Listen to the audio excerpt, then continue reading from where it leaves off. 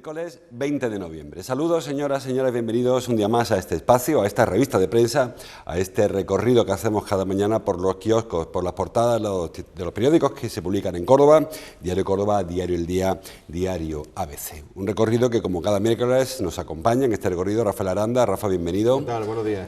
Redactor jefe, como saben, del Diario Córdoba. Bueno, hay varios asuntos que hoy copan las portadas. El primero, que es un tema que nos pilla retirado en lo territorial, sí nos pilla muy cercano, es la sentencia ayer que se conoció del caso, de la pieza política del caso ERE.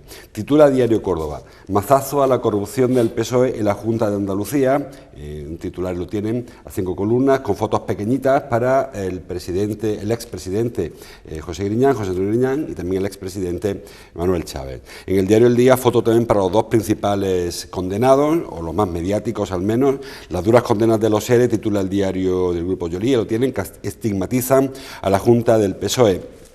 Y el diario ABC, la primera plana, con más imputados, más condenados ya, condenados por malversar 600 millones de dinero público.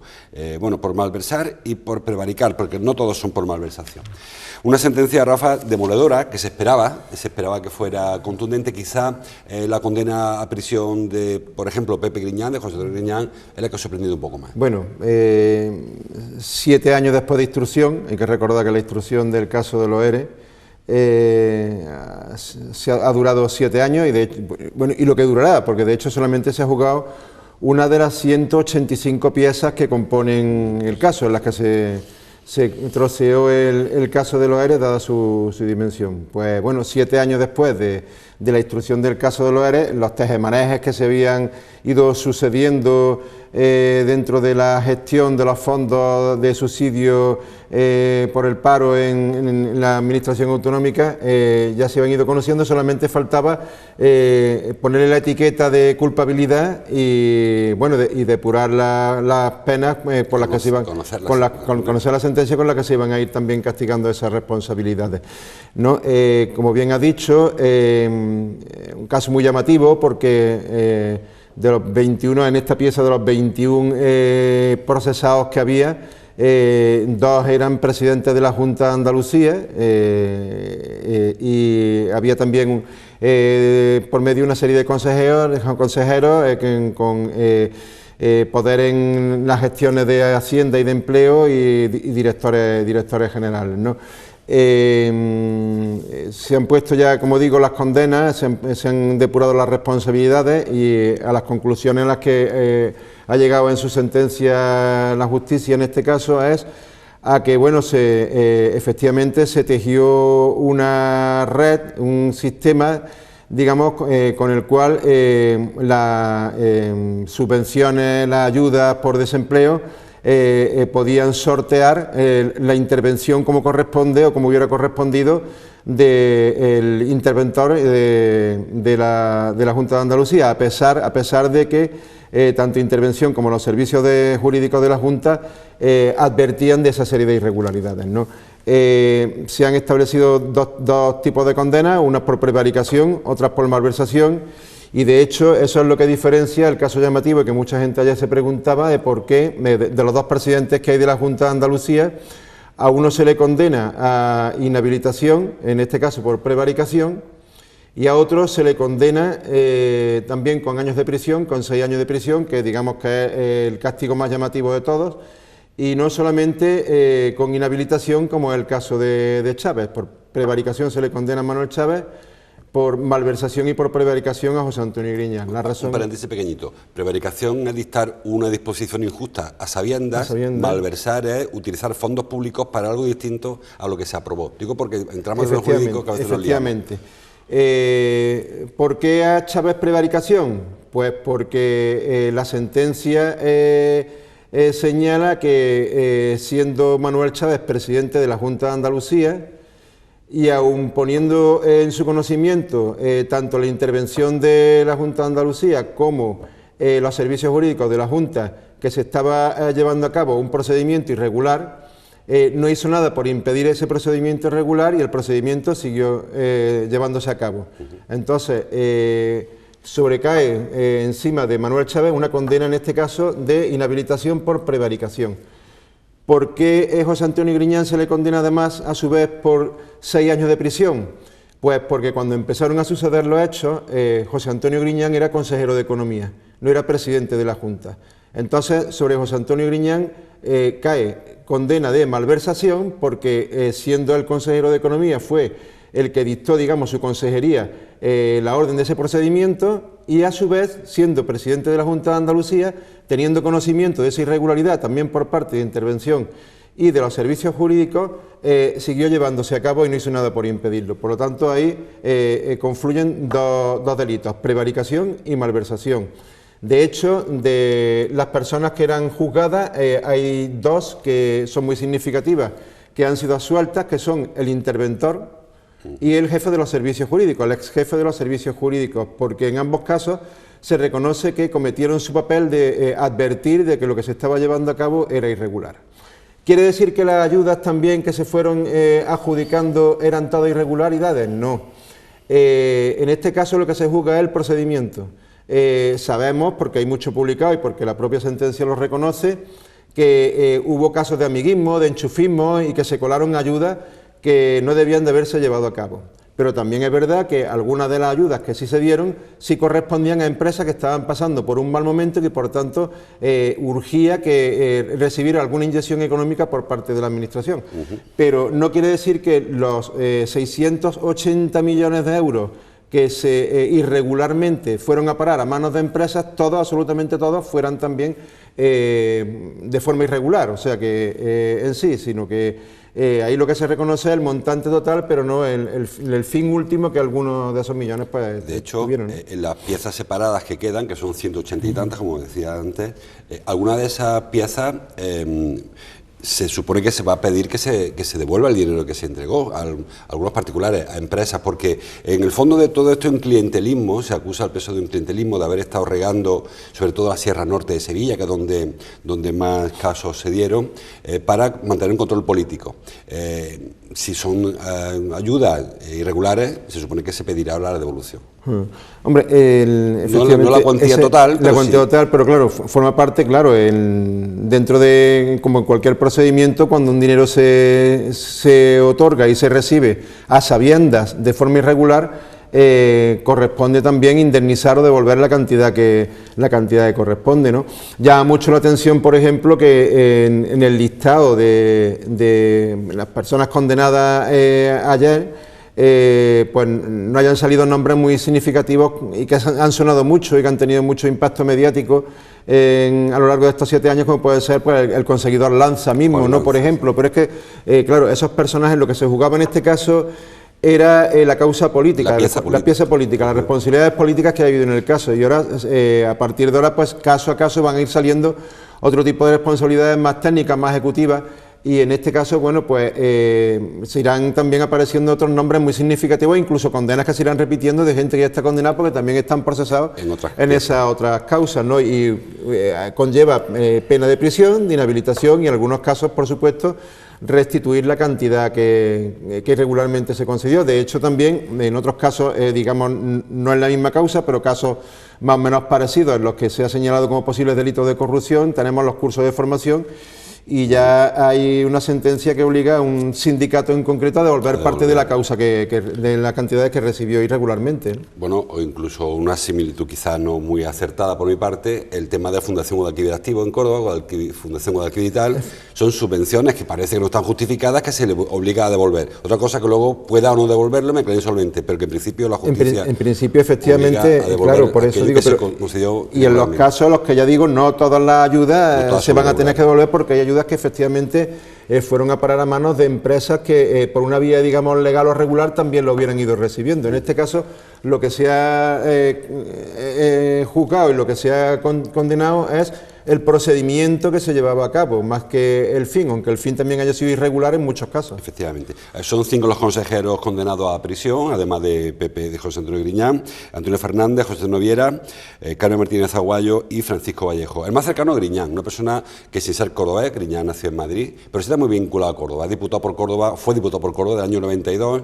es cargo público del año 82, que ya fue nombrado viceconsejero de Trabajo en el primer gobierno de Borbolla, uno de los gobiernos de Borbolla, un hombre que ha estado en la vida pública muchísimo tiempo y muy ligado a Córdoba, tanto como diputado por Córdoba, parlamentario andaluz por Córdoba, y luego una persona muy vinculada a la sociedad cordobesa. Todavía no ha habido reacciones en el PSOE de Córdoba, al menos yo no las conozco, pero sí que tienen que doler especialmente la ciudad. Sí, tiene que doler especialmente porque a Griñán se le abrió, como bien has dicho, hueco dentro de lo que era el aparato socialista cordobés, y él ha ido encabezando las listas al Parlamento andaluz y al Congreso como número uno, ¿no?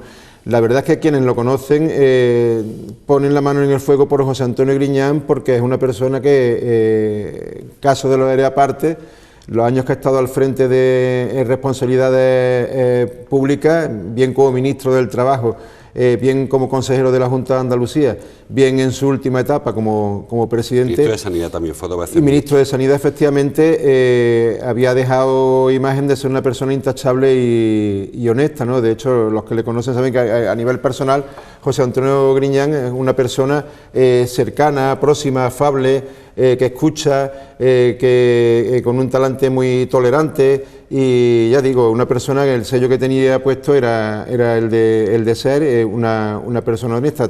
Hay que también señalar que la sentencia no es firme, o sea, la sentencia está recurrida en el Tribunal Supremo, y de hecho, bueno, la línea de defensa que van a argumentar es que no existió esa vía irregular a la hora de dar esas subvenciones, porque se trata de unas ayudas que entraban dentro de la ley de presupuestos, una ley de presupuestos que aprueba el Parlamento andaluz por mayoría, y por tanto, desde el momento en el que tiene rango de ley, esa ley prevalece por encima de otras leyes, como pueden ser las que han juzgado este delito en este caso. También hay que decir que ni José Antonio Griñán ni Manuel Chávez en este caso se le ha reconocido que se hayan lucrado con las cantidades que se han malversado en este caso, y que por tanto ni un euro está demostrado que haya ido a parar a su bolsillo, sino que simplemente se mantenía un sistema irregular que, eso sí,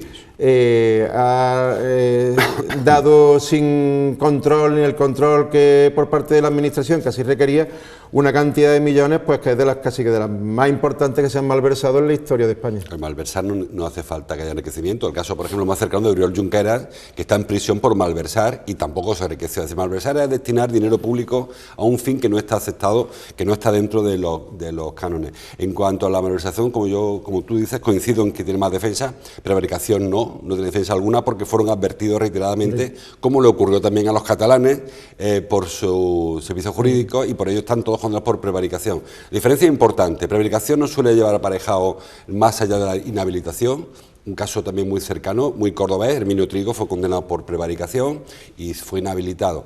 La malversación, manejar dinero y gastar lo que no es tuyo, sí que suele llevar condena de prisión, que es la defensa que les queda a los 5 ex consejeros, y entre ellos el que está más cercano sentimentalmente a los cordobeses, al margen de ideología, el de Pepe Griñán. Además, en este caso, bueno, hablamos de la comunidad autónoma andaluza, que es, digamos, que la región con más paro de toda Europa. Hablamos de un dinero que se destina precisamente a eso, para ayudar a familias o empresas que están en una situación de precariedad por culpa del desempleo, y es muy llamativo que esa importante cantidad económica, pues que se estuviera manejando sin ningún control, ¿no? De ahí que, bueno, en este caso me imagino que a la hora de dictar la sentencia, el tribunal en cuestión pues haya tenido que hilar muy fino para evitar pues que hubiera una alarma social, o que se sentara algún tipo de jurisprudencia que diera paso a que hubiera también un destino de ayudas más o menos similar al que se estuvo manejando en la Junta. Bueno, pues hablaremos de este asunto. Como decíamos antes, hay 180 causas que aún están pendientes de juicio, algunas incluso están en fase de instrucción. Esto se troceó porque la dimensión del sumario hacía peligrar que prescribieran algunos de los delitos. Entonces se ha troceado. Se supone que los siguientes juicios serán pronto, porque todos están en riesgo de prescripción. Hablando de juzgados, el diario Córdoba trae en su portada una foto más del juicio a la manada en Pozo Blanco, una foto que firma Paco González. La víctima de la manada ratifica su acusación, dice, y en la foto la están viendo el miembro mujeres de la plataforma contra la violencia hacia las mujeres que se manifestaron ayer en la puerta de la Ciudad de la Justicia. El diario El Día también habla de este asunto. La víctima de la manada en Pozoblanco se reafirma de forma contundente, entre comillas, ese contundente, y en el diario ABC la víctima de la manada declara que en ningún momento supo lo que pasó. Bueno, ayer declaró esta mujer, 21 años, esta chica. Lo hizo protegida en su intimidad. Ayer decimos que no es que la protegieran por su integridad, sino en su intimidad, para que no se le reconociera. Además, el juez ha sido muy estricto en ese sentido. Ha prohibido a los medios que se tomen imágenes, que se revelen nombres, que se revelen incluso las iniciales, que creo que todos coincidimos en que en este caso lo más importante es preservar la intimidad. E incluso se ha recordado a los medios de comunicación que no se pueden dar primeros planos de los encausados, a pesar de que son ampliamente conocidos y que son fácilmente identificables en la calle, pero efectivamente en este caso se está siendo muy escrupuloso para que hasta que haya sentencia en este caso también preservar un poco la identidad de los acusados y, como no cabía ser de otra forma, la identidad de la víctima, que en este caso pues es una forma de proteger su intimidad, ¿no? Ayer tocaba declarar la víctima y también, bueno, pues cabía esperar que recibiera también el respaldo de colectivos y movimientos feministas que están llevando a cabo también una cruzada para intentar poner freno a esta aluvión de abusos, de ataques a la integridad de la mujer que se están llevando a cabo en los últimos años, ¿no? Ella fue contundente en su declaración, dijo cosas que yo creo que incluso algunos de los acusados ni siquiera lo niegan, porque en este caso la defensa se está basando en intentar impedir que se tenga en cuenta la principal prueba de lo que se está juzgando, que es aquel vídeo que encontró la Policía Foral Navarra. Bueno, que encontró, que entregaron ellos mismos, porque ellos querían utilizar esos vídeos como en su defensa para demostrar que tanto el caso de la manada como el de Pozoblanco cuando ocurra no eran violaciones, sino que eran actos sexuales consentidos. Ellos aportaron eso como prueba a su favor y se la ha vuelto totalmente en contra. Efectivamente. Bueno, lo que pasa es que, claro, ellos alegan ahora que entregaron los móviles para que se tuvieran en cuenta en aquella causa en concreto, o sea que ellos pretenden anular ahora la defensa de la prueba, un juez que autorizara para que se tuvieran en cuenta también como prueba acusatoria en otras causas, ¿no? En este caso, ya digo, ella fue muy contundente en su declaración, recordó con una sinceridad absoluta cómo fueron los hechos, manifestando incluso que ella cuando reaccionó al día siguiente no tenía muy claro qué es lo que había sucedido, o sea que no puede señalar directamente con el dedo, yo vi que este fue el que me acusó. Hasta en eso ha sido sincera en su declaración, y las pruebas son tan evidentes que se ha remitido única y exclusivamente a ella. Por otro lado, bueno, pues paralelamente a la causa, el caso como este de una nueva violación en masa, grupal, ha servido para que vuelva a agitarse el debate sobre cómo protege la ley a la mujer ante casos como este. Y bueno, ayer esa protesta se vistió de morado a las puertas de la Ciudad de la Justicia. El pasado lunes sacábamos nosotros las páginas de Diario de Córdoba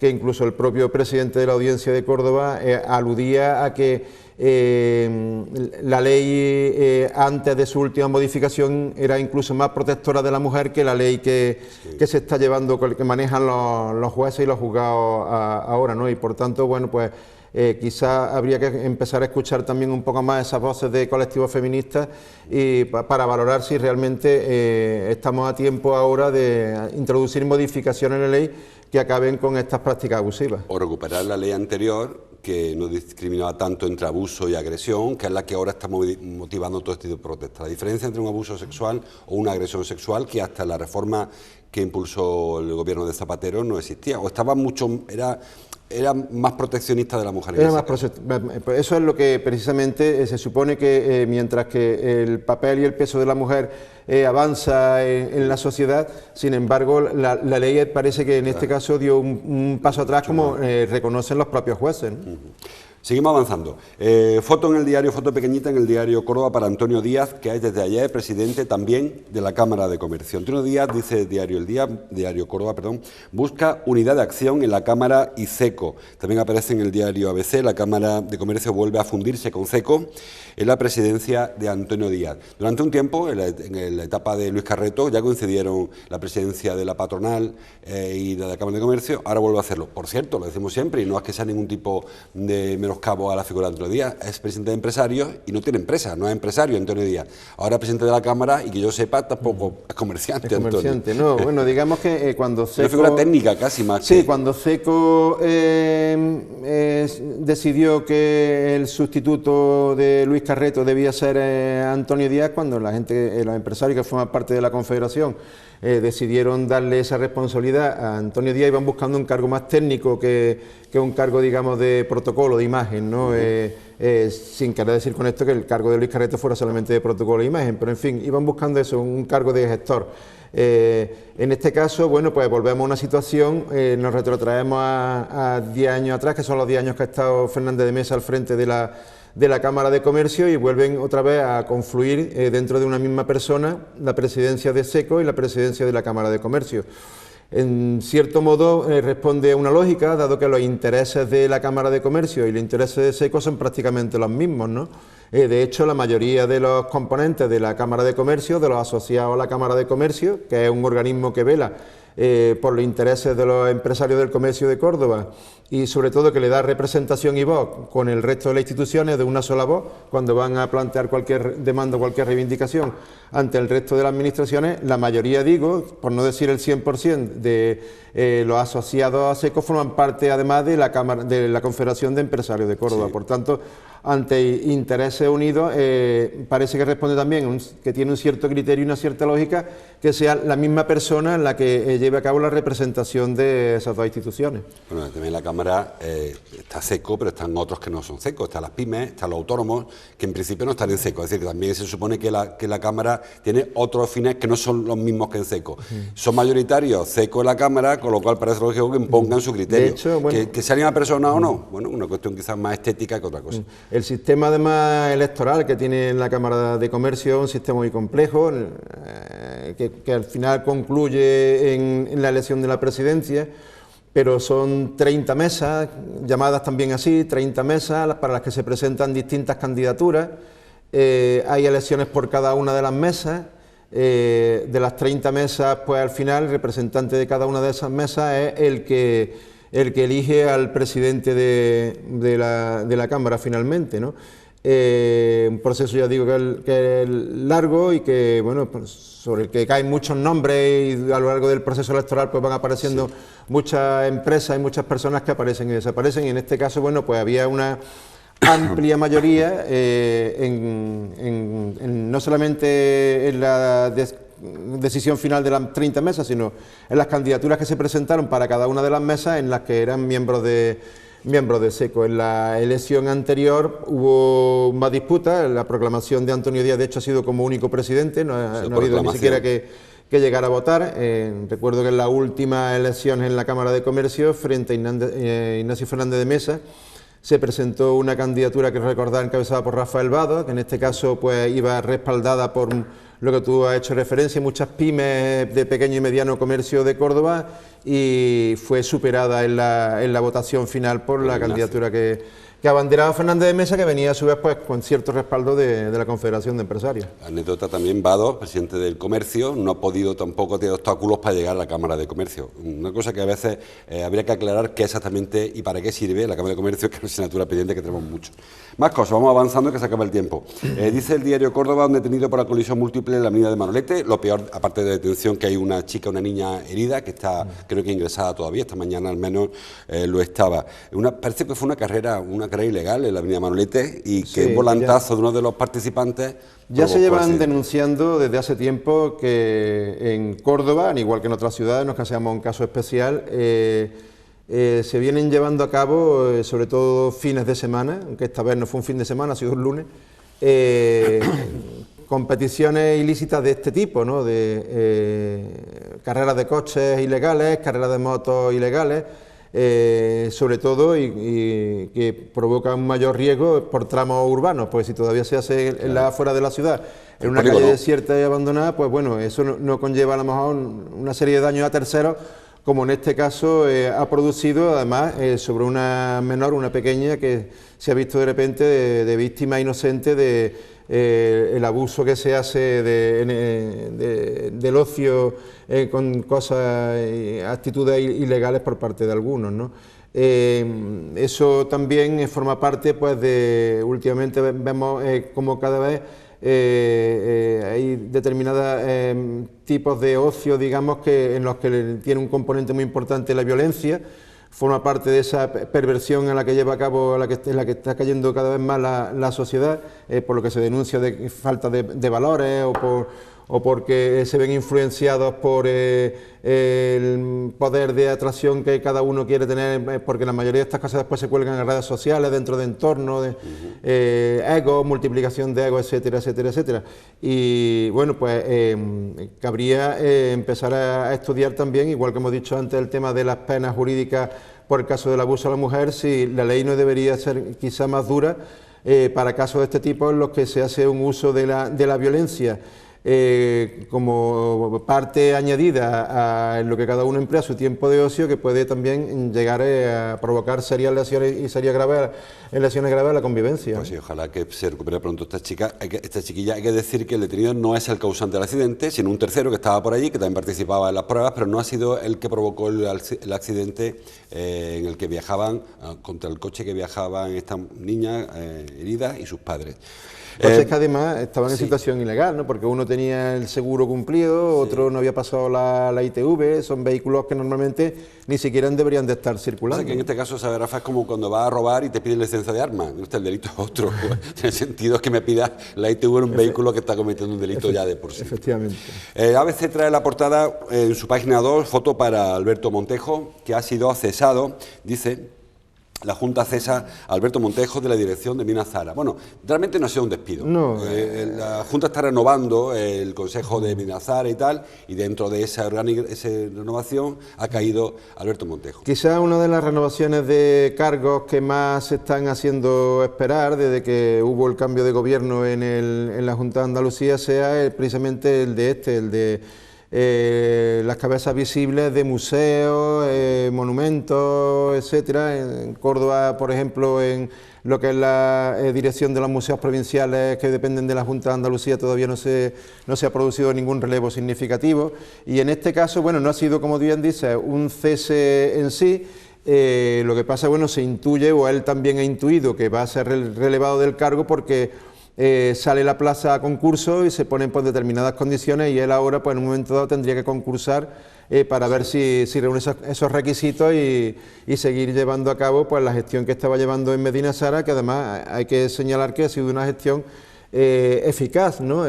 Durante los 2 años y medio, casi 3, que Montejo ha estado al frente de Medina Zara, pues entre otras cosas, y no son banalidades, ha sido reconocido como Patrimonio Mundial de la Humanidad, ¿no? Y además ha abierto sus puertas también a una serie de actos digamos, de tipo social, conciertos, exposiciones, etcétera, que han acercado de manera importante el Medina Zara al resto de la sociedad. Quizá en este caso, lo más noticioso es que es la inestabilidad que tiene la gerencia, la dirección de Minas Zara. Yo recuerdo ahora Montejo, antes Escudero, antes Antonio Vallejo.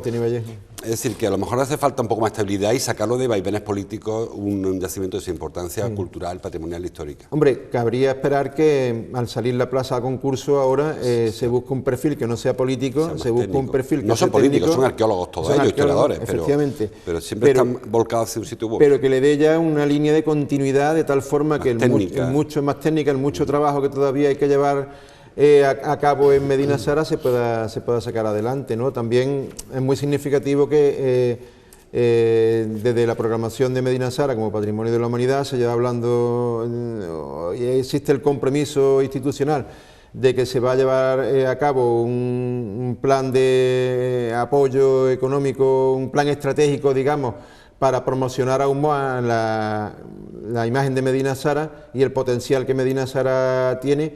Ese plan estratégico sigue durmiendo el sueño de los justos y, sin embargo, la primera decisión que se haya llevado a cabo sea el relevo de una persona que hasta ahora, ya digo, el trabajo era intachable. Sí, han creado una comisión, ¿no? Sabe que aquel viejo dicho de si quieres que algo no funcione, crea una comisión. Efectivamente. Un minuto nos queda para hablar de fútbol. Ayer hubo rueda de prensa que la vieron en directo aquí en esta casa de tanto Paco Estepa como Javier Bernabéu y también José Ramón Cuadro, siempre se me olvida el nombre de José Ramón, nuestro amigo José Ramón Cuadro. Juan Ramón, ¿no? Juan Ramón Cuadro. El diario ABC, con foto, la venta y, entre comillas, única solución para salvar el club. Diario Córdoba, titula la deuda del Córdoba 11,6 millones de euros. Diario ABC, Diario El Día, perdón, el Córdoba tiene una deuda de 10 millones. Ahora explicamos por qué tanta diferencia de números. Le decía que llevo una rueda de prensa, que la vieron en directo en estas mismas cámaras, estas pantallas, en la que los administradores judiciales, uno de ellos ya concursal, parece, Estepa, y el interventor del club intentaron poner un poco de orden en la información que aparece publicada. Yo acabó la rueda de prensa y me quedé como estaba, porque hubo un poco de caos y de lío en esa... La verdad es que se generan muchas dudas y además dudas bastante preocupantes, ¿no?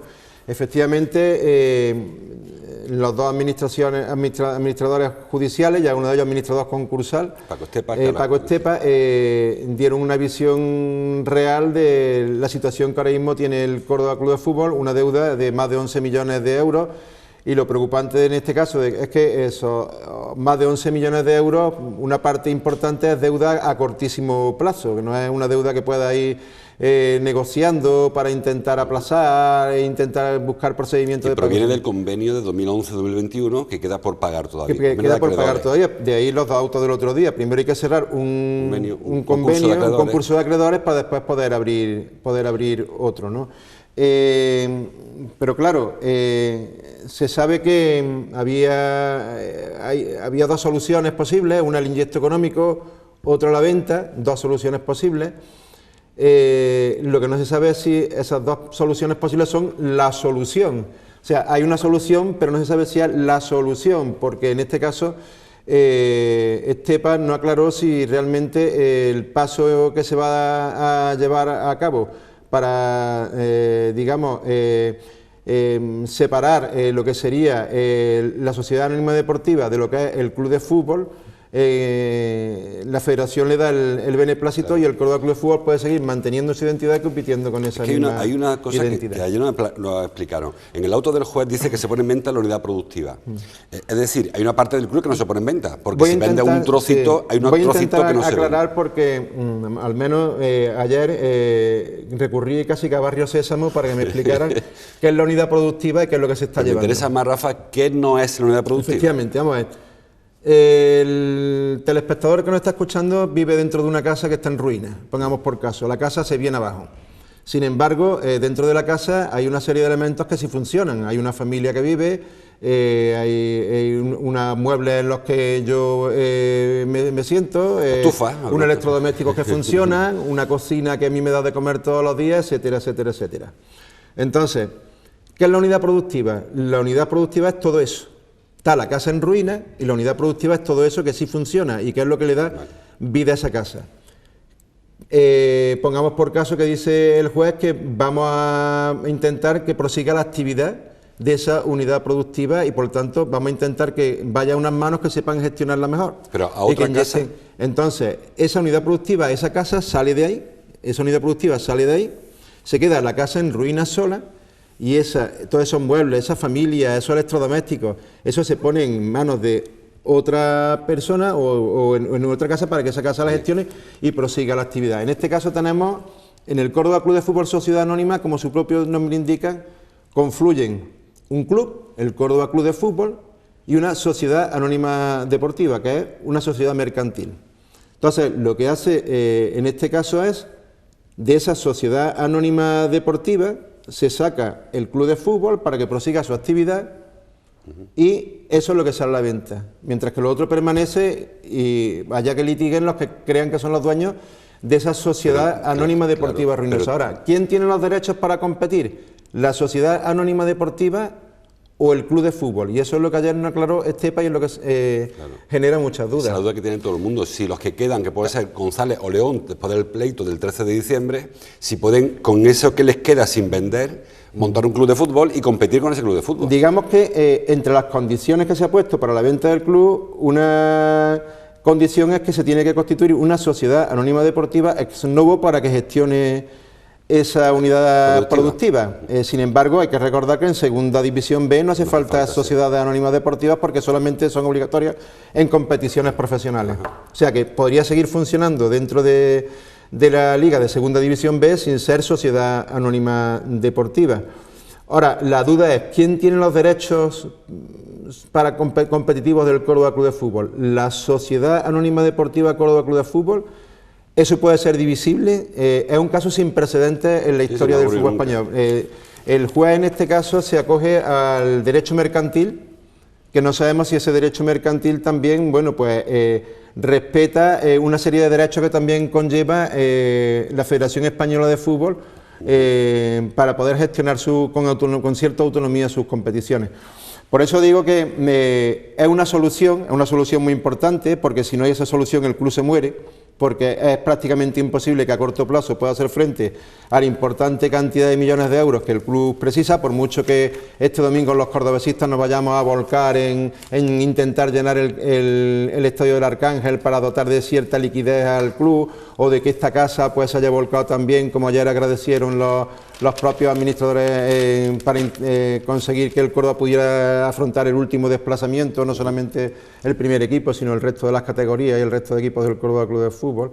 Pero más allá de eso, prevalece la duda de si realmente el Córdoba va a poder seguir en competición, formando parte de otra sociedad, ¿no? Bueno, pues seguiremos intentando buscar soluciones a estas preguntas. Que es de suponer que cuando el juzgado ha dado ese paso lo habrá consultado con la Federación, porque si no, si sacara a la venta un club que después está condenado a desaparecer porque no puede competir, también estaría incurriendo en una serie de engaños de estafa a los propios compradores. Le preguntaron a Estepa si la Federación había bendecido esta operación, dijo: no voy a revelar los contenidos de la conversación porque es confidencial, pero, como diciendo, vaya, que si no, no estaríamos aquí, si no hubiera bendecido esto, aunque no pudo decir, no quiso decir si había esa bendición por parte de la Federación. Quedan más preguntas, no, ya no da tiempo hoy porque nos van a colgar los compañeros, pero hay una pregunta que también está en el aire: ¿quién paga la deuda del club a partir de que esto se líe? Si el que se quede con la casa en ruinas, que decía Rafa, se queda también con la factura amontonada en el cajón, ¿y cómo va a cobrar los proveedores lo que queda pendiente? Entre ellos Hacienda, que no perdona las deudas. Y digamos que, por otro lado, sigue el litigio adelante que mantienen Carlos González y Jesús León para ver quién es el propiedad de la Sociedad Anónima Deportiva. Y bueno, tangencialmente Zulategui, Beaton Sport, para ver también la cantidad que le adeuda León / el club por el préstamo que le hizo para la compra. En este caso también otra pregunta es si el juez decidiese liberar esos 1,8 millones o 2 millones de euros que ahora mismo tiene retenidos, embargados de ayuda por el descenso. ¿Quién se embolsa esos 2 millones? ¿Beaton Sport o el dinero va a parar a la nueva sociedad? Muchas preguntas. Gracias, Rafa. A ver si intentamos que se vayan contestando, y eso es vuestro trabajo también durante la semana, de los periódicos, de los periodistas, de todos nosotros, y comunicando, informando qué va ocurriendo. Gracias por tu visita de cada miércoles. Nos vemos el miércoles que viene. Gracias a ustedes por estar ahí, un poquito más rato del normal, del habitual. Mañana seguimos leyendo la prensa. Hasta entonces, gracias por su atención.